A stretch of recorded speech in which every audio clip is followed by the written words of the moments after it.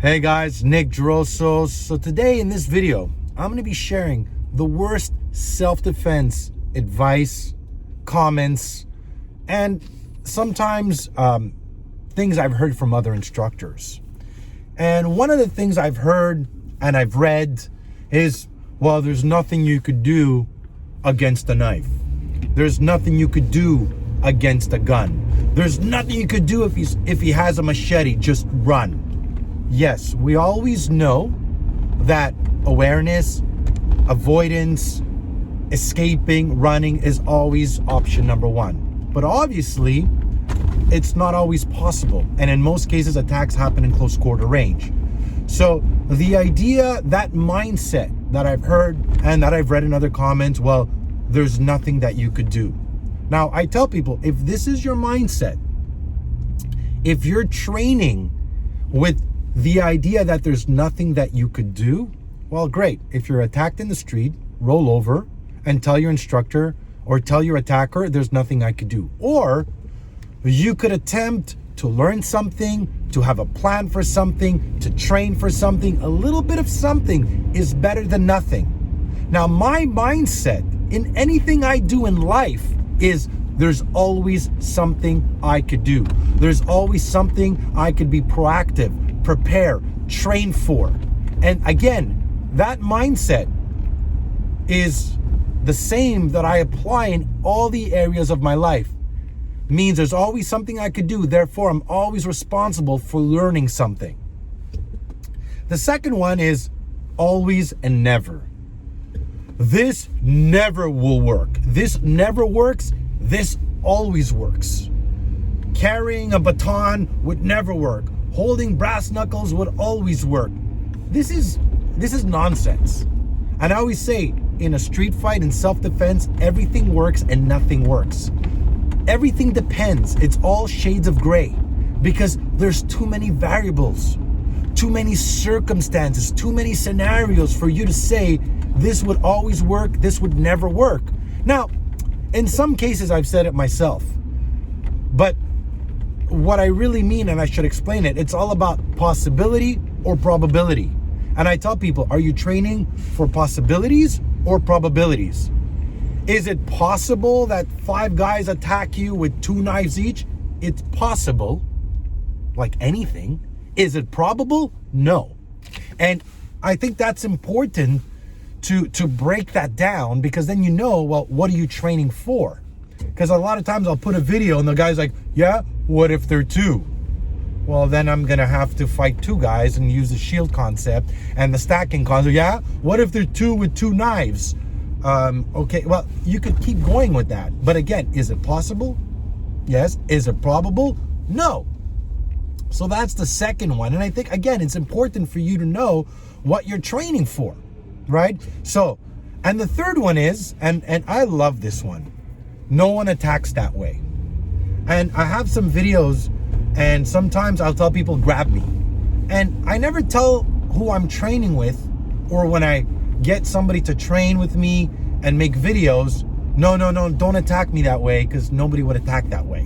When I tell somebody, grab me in my video, grab me whatever, any way they'll tell me how, I don't care, just grab me. And I often get, well, nobody attacks that way. Nobody carries a knife this way. Nobody slashes that way. Nobody holds a gun this way. Again, unless you know how 7 billion people would attack each other, again, nonsense. And it's easy to look at one of my videos and break them down and take a one part and say, well, that would never work. And I always say, what part? The elbow part, the grabbing part, what wouldn't work? Already I know when I hear that it's basically somebody just trying to like bash me or shit on me.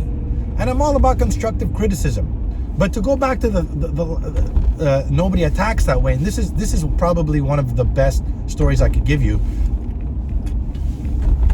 I was training knife defense, and it was actually a Krav Maga expert, which is the truth. And he was looking at me and he goes, oh, you're doing this all wrong. This would never work. Nobody attacks this way. Nobody traps this way. And I told him, I said, I'm like, nobody attacks this way. I go, I'm not afraid of the knife fighter. I'm afraid of the crackhead. You're going to tell me the crackhead's going to give a shit about how he's going to attack you, how he's going to hold the knife. You think that he's gonna pull all this fancy stuff? You think he's gonna not switch hands? A good knife fighter or a good knife handler will never switch hands. Says who? Right? Says who that the guy in the knife is not gonna do some wild shit? Sometimes the most unpredictable and hardest guys to fight are the guys who are not trained, because they throw stupid shit out of nowhere. Whereas the technical guy or the guy who's trained, you kind of have some kind of idea of where his strikes are going to come from, because he's trained to move and fight a certain way, right? And again, those unorthodox, unpredictable, wild guys, sometimes they'll throw some stupid punch, like the weirdest stuff. They're moving back, flinching, closing one eye, and they just throw this weird punch that you don't see coming and knocks you out. So the idea that nobody punches this way, nobody hits this way, nobody will throw an elbow and lead with his arm. I mean, I don't want to train only for the fighter. I want to train for the unpredictable, crazy ass, cracked up guy who's on drugs and alcohol and doesn't give a shit how pretty or how good it looks, but all he cares about is, smashing your face.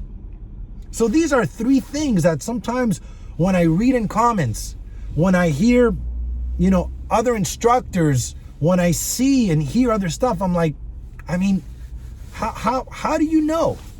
How do you know how the fight will look, predict, how he's going to attack you, what you should always or never do, right? Or, something will never work, or there's nothing you could do about it? Imagine, as an instructor, again, I have a video where I'm training the police, the Boston police, and we were basically watching a knife attack of two officers, and they're being attacked with one guy with two knives. So imagine I'm teaching a course and I'm like, well, guys, there's nothing you could do against two knives. Nothing. You're pretty much dead.